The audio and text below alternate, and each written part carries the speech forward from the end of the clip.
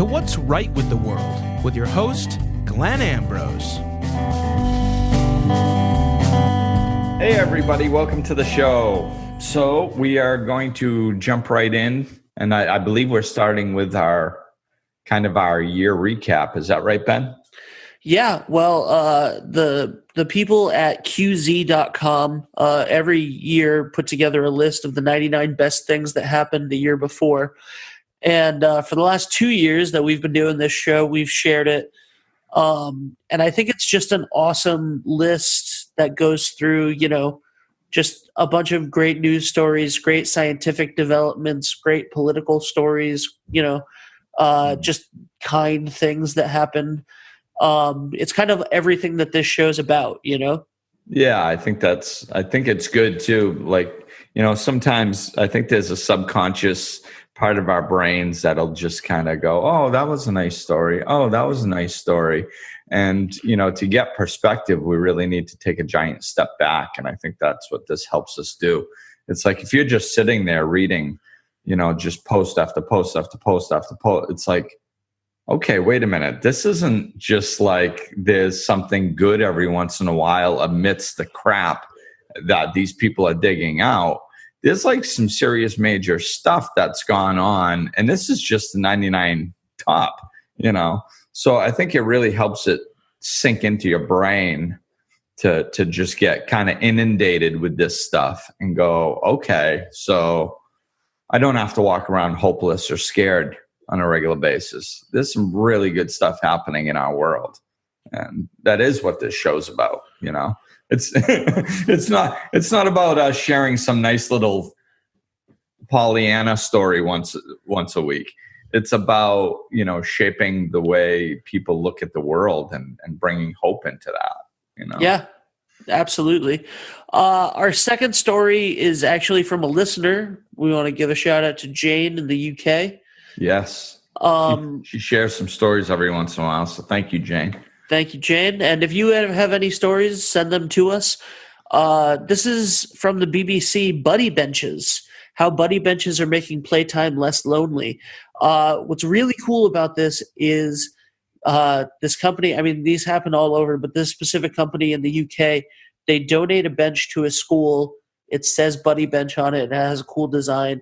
And then not only do they drop the furniture off at the school, but they have like a day training where the kids role play and stuff. And the point of the bench is, if you are lonely and you don't have anybody to play with, you go sit on the bench.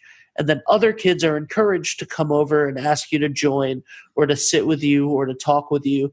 And, you kind of make friends and nobody has to be lonely. You right. Go there and everybody knows, hey, that kid needs a little help. And it's great. I love it. I love the idea. Yeah. And I think, there's, I always believe that we go in the direction of what's healthy and makes us happy. The only reason when we don't do that is when we don't know what it is, or we get confused about other information that we've been exposed to. So it's like exposing these kids at a young age of what it feels like to, because when kids are young, they just do this kind of automatically, but to put the spotlight on it, and go, hey, when somebody's sitting there, that means they need somebody to play with. And role playing, getting them to do it, really getting their brains to wrap around the idea of what they're doing and how important it is. And they feel good. So they actually feel good if you do that for somebody, you're going to feel good about yourself. You're going to get a positive feedback within yourself, and that kid's going to feel good too. And who knows, you might be, very tight friends. But the point is as you get older, when you're kind of exposed to when kids start getting cliquey later in life and stuff like that, and where the real problems start, or the big, it can be real problems at any age, but sometimes some of the bigger problems start, you're going to have a whole group of kids that have been exposed to this type of thing. And we don't need every single child in the world doing it, but if we have a majority, that have been exposed to something like this and understand that it makes them feel good. That's, that could, it's one of the things that I think can help us. Like I said, when kids get older and the issue of the school shootings in the news all over the place and stuff, this type of thing, teaching kids to connect with one another, I think is a really step forward in helping that. So yeah, it's a great story. And I think in the surface, it's one of those stories that I looked at and I was like, oh, that's nice. Then I started really thinking about it and it's like, wow, that could really have a profound effect on a lot of people. Yeah. It's cool. Definitely. And our last story for today is from a favorite of mine, I'll be honest. The rock band Phish had a really nice write-up article written from liveforlivemusic.com about 3 different stories about their sound check on New Year's Eve at Madison Square Garden. They had some awesome stories. There was an autistic fan whose friend who works with him for the last 8 years got him to come see the show. And during the sound check, he actually went up on stage and the drummer, John Fishman, gave him a lesson on how to use the marimba. And it's just a really sweet story. And her whole his friend who is a helper, tells the whole story in the article. And there's a 25-year-old girl who's a up-and-coming musician who got to sit in and play with them for their sound check, which is awesome. And then another story, which is their community of fans are very diehard. It's a group that they don't get a lot of radio time and airplay and stuff. It's just mostly people coming to live shows and like trading tapes and stuff. Yeah. So the guitarist's daughter went to a Facebook group of Phish fans and got a collection of stories and pictures of how people have come together and like found their husbands and wives and had children and stuff because of the band. And they put together a book and gave it to him for Christmas. And then he, sent a big thank you and talked about how they all cried and stuff. Yeah. So just like 3 really uplifting stories in one article about this band that, does a lot of good. Yeah. And that's, I think this is really a good example of how we don't always slow down enough to really understand what's important and how important these stories are, because it's true. It's like, it's all about connection. These people are connecting at Phish concerts and forming friendships and bonds and marriages and all this stuff. And there's some guy playing on stage, just doing what he loves. And he's not understanding the effect that what he's putting out, because it's an authentic version of himself. It's his art. What that vibration that's going out, what that's doing, it's bringing people together and it's allowing them to connect. And that's a beautiful thing, and I mean, the daughter to to have this idea and make a book out of it is phenomenal.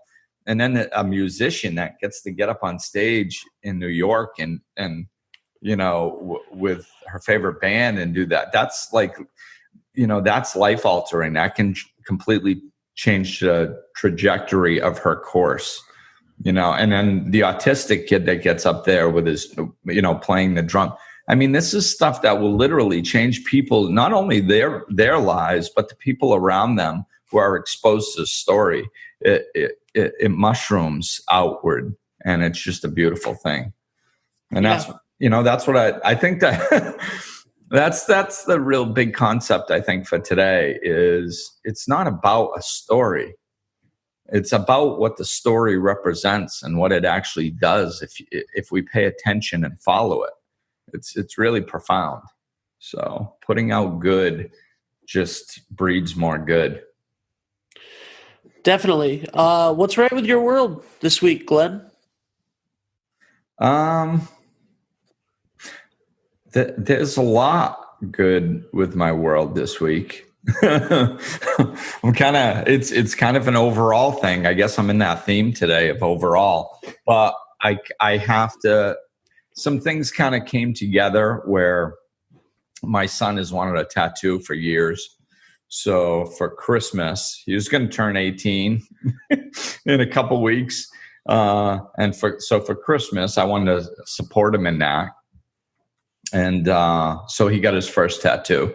So then that kind of sparked mine. I've had some for many, many years that have faded and don't really represent what they used to. So I went and sat in a chair for a long time yesterday. And I'm not going to really show anybody because it's only halfway done. But yeah, so I spent my day yesterday sitting on my butt, getting some work done that is going to kind of have some meaning to me and the life that I live. So that's something special that doesn't happen every day. So I'll put a spotlight on that. I'm very grateful and thankful that I was able to have that done. That's awesome. How about you, Ben? I would say me. Like what's right in my world this week is me, which is a difficult thing to say. So so congrats on that. Thanks, man. No, I've been doing well, hitting goals and targets, and doing things and following the routines I wanted to do and stuff like that. So it's been good and encouraging and a good first week of the new year. Yeah, I think that's such a good example of not thinking yourself into better acting, but acting yourself into better thinking. You were just like, I'm gonna set up a routine. I'm gonna have it structured, know what I got to do and when I got to do it, and I'm just gonna start doing that. And as you start doing that, all of a sudden, it's only been a couple weeks. Yeah. 1 week? Yeah, a little more. Yeah.